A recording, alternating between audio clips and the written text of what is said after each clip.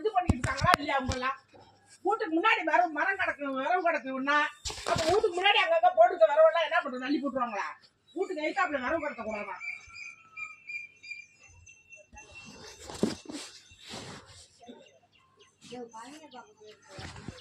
இல்ல அவர் அன்னைக்கே என்கிட்ட சொன்னாரு, இது மாதிரி வீட்டுக்கு முன்னாடி மரம் போட்டிருக்கீங்களா அப்படின்னாரு. அப்புறம் ரோட்ல தானே போட்டிருக்கோம், வீட்டுக்கிட்டே போட்டிருக்கோம்.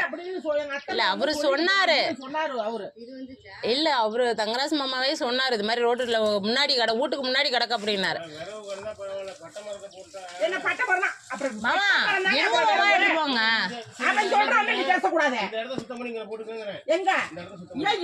பால் அடிச்சுக்கிட்டு போடக்கவா பிள்ளை குடி கிடக்கல அவங்க போட மாட்டாங்களா?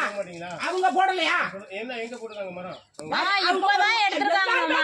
என்ன பாக்கல, நீங்க பாக்காத மாதிரியே பேசுறீங்க. அவங்களுக்காக சப்போர்ட் பண்ணிக்கிட்டு இருக்க இல்ல மாமா.